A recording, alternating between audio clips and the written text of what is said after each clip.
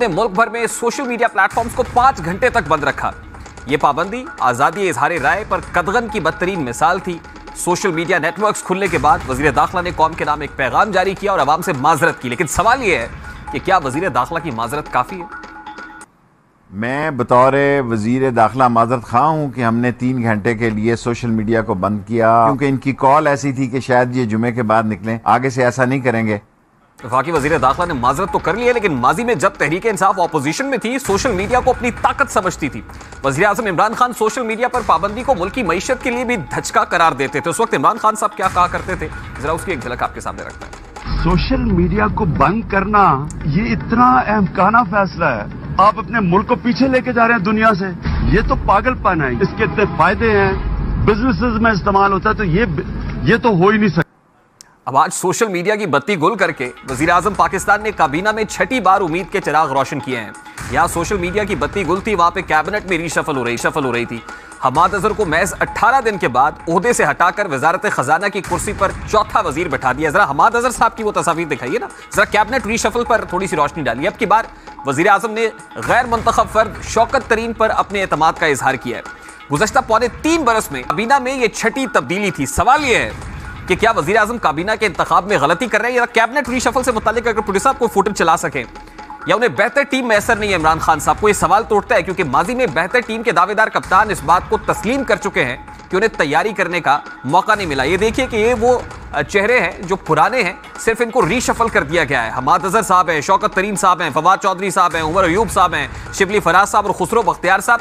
चेहरे वही हैं, सिर्फ रीशफलिंग होती है, आगे पीछे हो जाते हैं।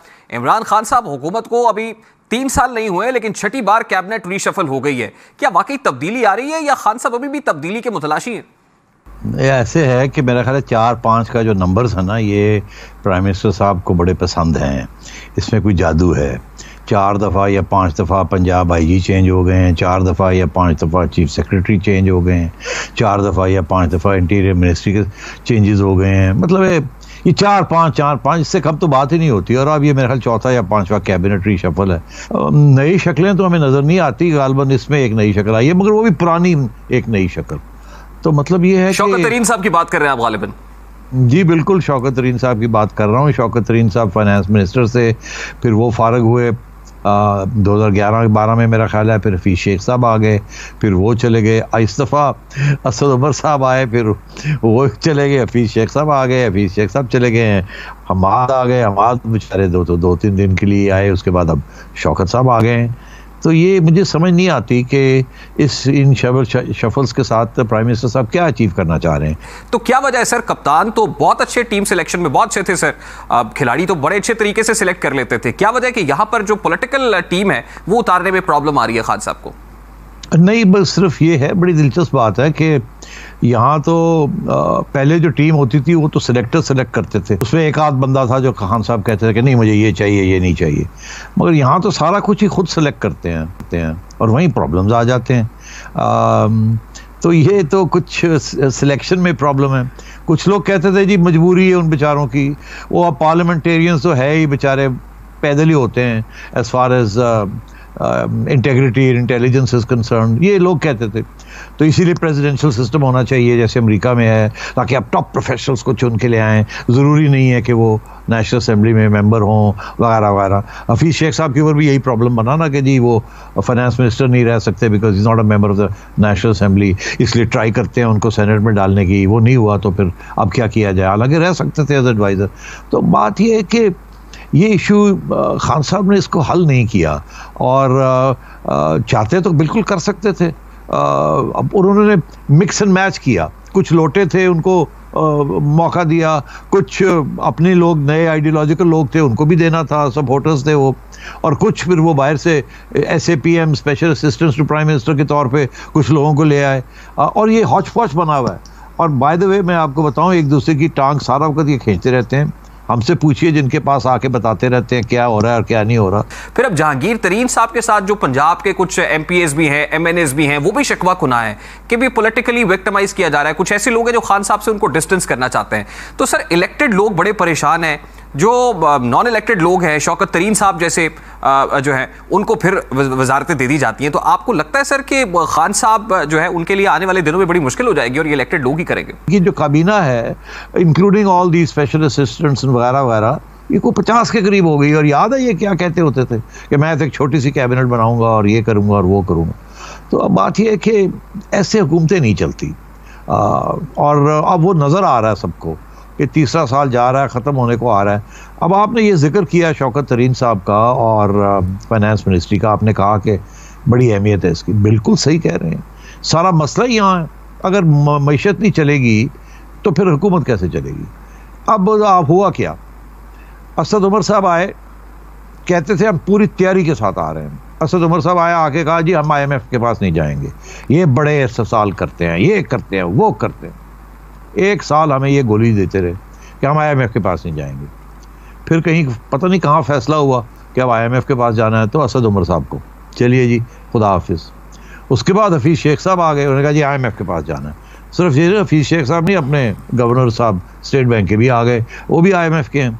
तो दोनों आ गए, इन्होंने फैसला किया जी इस तरीके से हमने IMF का प्रोग्राम चलाना है। यहाँ IMF आ गई। अब क्या हुआ? अब ये हुआ है कि हफीज़ शेख साहब की छुट्टी हो गई है और शौकत तरीन साहब आ गए। शौकत तरीन साहब कह रहे हैं कि मुझे इस IMF प्रोग्राम के साथ इत्तेफाक नहीं है, मैंने इसके अंदर रद्दोबदल करनी है, मैंने इसको रिवाइज करना है। एक्चुअली 2 फ़लसफ़े चल रहे हैं यहाँ। एक है IMF का फ़लसफ़ा। IMF का फ़लसफ़ा ये है कि बेल्ट टाइट करें, अपनी भी, अपने खर्चे कम करें, लोगों की बेल्ट भी टाइट करें, टैक्सेस लें, सब्सिडीज़ ख़त्म करें जी, और पैसे इकट्ठे करें।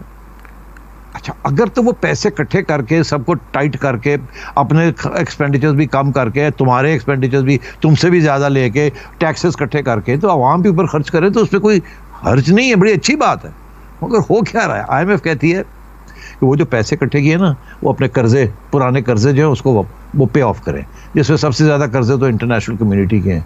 वो टाइट करके आपको ऑन द कि जी हम बड़ी एडजस्टमेंट कर रहे हैं, वो दरअसल उनको तकलीफ है कि हालात आपके ऐसे, कल को आप अपने जो कर्जे लिए हैं ये दे नहीं सकेंगे, तो उनको ये पड़ी हुई है कि जी मेरे हमारे कर्जे वापस करें, पैसे इकट्ठे करें। सर देखिए, despite all these incompetencies, mismanagement, bad governance, हुकूमत अपनी जगह पे कायम है, ऑपोजिशन में दराड़े हैं, ऑपोजिशन में टूट फूट है, हुकूमत अपनी जगह पे इंटैक्ट है, PDM का शिराजा बिखर जाता है। तो दूसरी तरफ आप किस तरह से देखते हैं सर? मतलब जो इत्तेहाद बनता है हुकूमत को टफ टाइम देने के लिए, कंपटीशन देने के लिए, वो रेजा रेजा हो जाता है। तो फिर हुकूमत के पास ऐसा क्या फॉर्मूला है सर? क्या गिदड़ सिंह खान साहब के पास कि उनके सामने को टिकता भी नहीं है?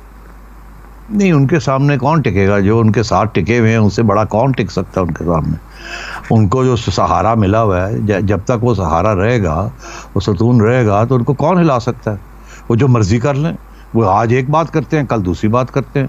मगर अब दिलचस्प बात यह है कि एक ज़माने में वो सेम पेज के फ़लसफ़े चल रहे थे। अब आपने देखा है वो सेम पेज वाली बात नज़र नहीं आ रही है आपको, क्योंकि वो जो दूसरे हैं ना, जो सेम पेज वाले थे, वो उनको बड़ी परेशानी हुई है कि यार ये काम चल नहीं रहा है और सारी बिस्तमारी हो रही है, लोग हमें गालियां दे रहे हैं, इसलिए परेशानियां हुई हैं वहाँ। और फिर ज़ाहिर है फिर खान साहब को भी परेशानी होगी कि अगर सतून ही ना रहा किसी स्टेज पे, तो खान साहब कहाँ जाएंगे? Sir, do you really think कि वो सेम पेज जो है वो सफा उखड़ा सा है? उखड़ा सा है, मगर अभी फटा नहीं है, तो इसलिए अभी तक ये मामला चल रहा है। मगर देखिए, जब हालात इतने ख़राब हो जाते हैं तो फिर 2 सिचुएशंस होती हैं। एक ही होती है आंखें बंद करके चलना हमने ऐसे, दूसरा होता है आंखें खोल करके नक्शे खोल लो, यार देखो ऑप्शंस क्या हैं। अब जब वो ऑप्शंस देखते हैं, मेरा ख्याल है वो स्टेज आई हुई है, ऑप्शंस देखो, अब इनको तो फ़र्क करना है, ये जाएँ, ये तो चल नहीं चलेंगे। मगर मसला ये है, वो जब ऑप्शंस देखते हैं तो वो वहाँ से उनकी फिर थोड़ा सा परेशानी होती है कि यार ये ऑप्शन इनको तो हमने पहले निकाला है, अब वो इसके अलावा और ऑप्शन कोई नहीं है। तो आपको ये लग रहा है कि ये ऑप्शंस तलाश करने वाला ही पेश खैमा है कि जिसकी वजह से ये तब्दीलियां आ रही हैं और हवाओं का रुख कुछ बदला लग रहा है? देखिए, ऑप्शंस तो एस्टैब्लिशमेंट सारा वक्त देखती रहती है ना, उनका तो काम ही है वॉर गेमिंग। तो और जब हालात ख़राब हों तो वो बिल्कुल करते हैं अपने ऑप्शंस के अंदर, वो जाहिर है they reach out to various options. तो उस सिलसिले में ये तो अब कुछ छुपी भी बात नहीं है ना कि अगर आपको एस्टैब्लिशमेंट की तरफ से फ़ोन आ जाए तो आप फ़ोन लेते हैं ना।